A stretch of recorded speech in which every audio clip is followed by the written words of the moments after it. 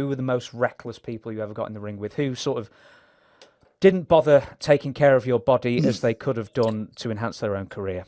And similarly, who were That's a good question. the best? Who were the most giving and most thankful for your work? Yeah. Wow. I don't know. I really didn't have, I don't want to say anybody because I really never had other than, and the Samoans weren't even that bad. I just got caught with a bad shot. But I'll say this. There were these two guys that were getting a tryout called the Headhunters out of Puerto Rico. Big guys. They both looked like Abdullah the Butcher. And myself as Aldo and Al Snow as Avatar were wrestling them in a dark match in somewhere in Vermont.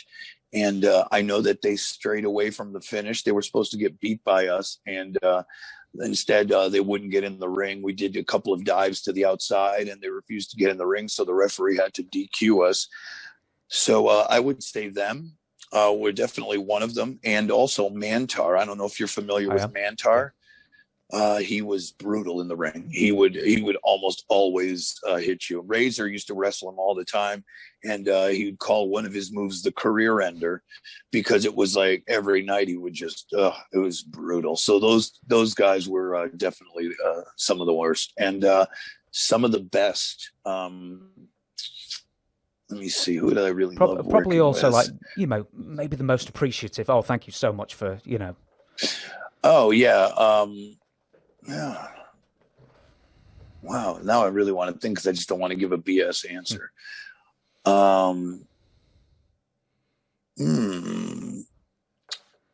Frick. Hold on. I gotta think this through now. You could edit this. I want to be right about this.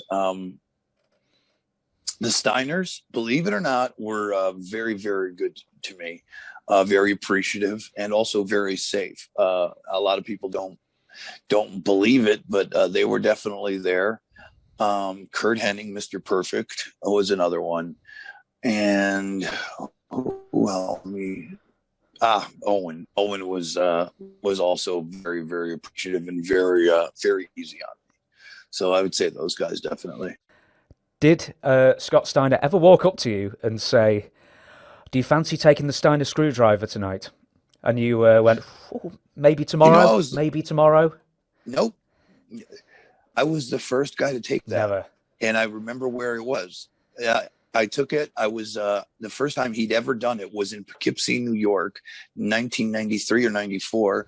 And he asked me, he goes, could we try this in the back? And there was a very big mattress, like a gym mat, like those big crash pad ones, like 2-3 feet of cushion.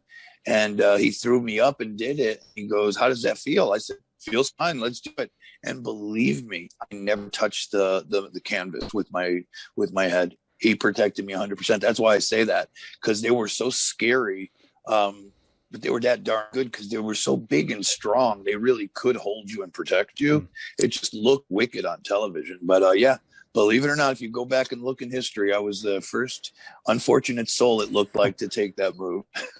But it wasn't. I'll tell you, he took good care of me, and it wasn't bad. I'd do it again if I had to. Fair enough. I've also got to ask the Owen Hart Rib, and I'm going to cheap plug myself. I've written a book.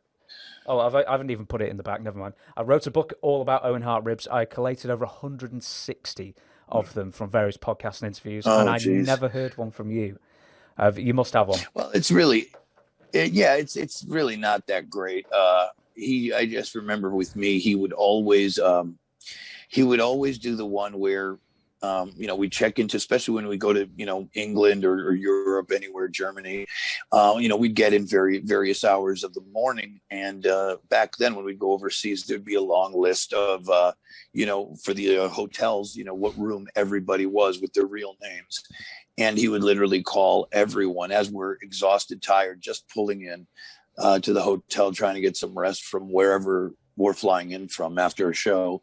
And he'd always call you and, asked if you wanted breakfast, and of course you would be like, no, I'm good. I don't want anything. And you'd hang up and he'd call right back immediately and be like, so would you like toast with that? Or would you like jam? Or, and he'd go on and on. So for me, that was the only one he'd really do to me. He had a soft spot for me, believe it or not. Owen did.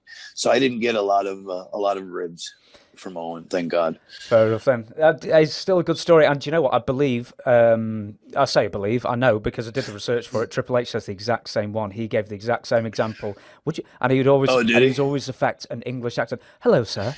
Would you? Always, yes. He always had. Yep. I wasn't going to do it because I do a horrible British accent, but he certainly always did that. It was great, hilarious. Do you smell what the Rock is cooking? Enough is enough. I had him writhing in pain from my sharpshooter. Rocky! I am not a nugget! Stick him straight up your candy ass! I kicked your leg out of your leg. The Rock has come back!